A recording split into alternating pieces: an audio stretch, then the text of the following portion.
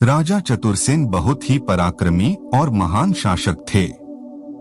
उनके राज्य में जनता सुख शांति से रहा करती थी और वह बहुत ही दयालु तथा न्यायप्रिय राजा थे।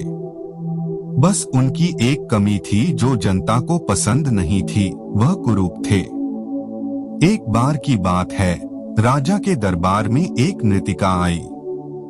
वह बहुत ही ज्यादा खूबसूरत थी, किंतु वह बहुत ही गरीब थी। अपना नृत्य लोगों को दिखाकर ही अपना पेट भरा करती थी। दरबार में आकर उसने राजा को अपना नृत्य दिखाने की इजाजत मांगी।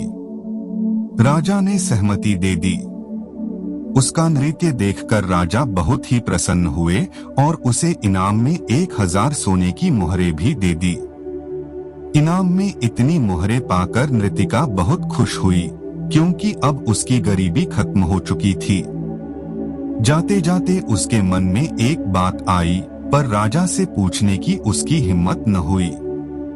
उस नर्तकी को विचार में मगन देखकर राजा उसके मन की शंका समझ गए थे और राजा बोले कि पूछो, क्या पूछना चाहती हो।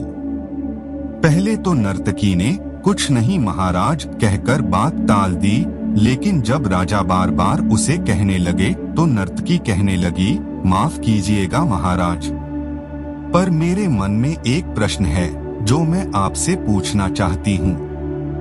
राजा ने कहा, पूछो।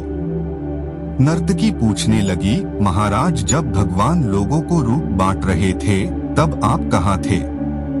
नर्तकी की बात को सुनकर राजा ने गुस्सा नहीं किया, क्योंकि वो नर्तकी के मन को पहले ही समझ गए थे। राजा नर्तकी को उत्तर देते हुए बोले, जब तुम ऊपर भगवान के पास रूप लेने की लाइन में खड़ी हुई थी तब मैं किस्मत वाली लाइन में खड़ा किस्मत ले रहा था। इसलिए ही आज तुम जैसी रूपवान मेरे राज्य में मेरे लिए काम करती है।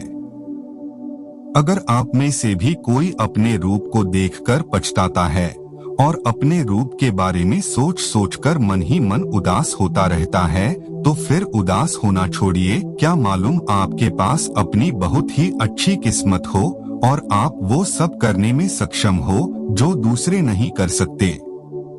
इसलिए भगवान से रूप न मांगे बल्कि किस्मत मांगे, क्योंकि अक्सर रूप वाले ही किस्मत वालों के गुलाम हुआ करते हैं।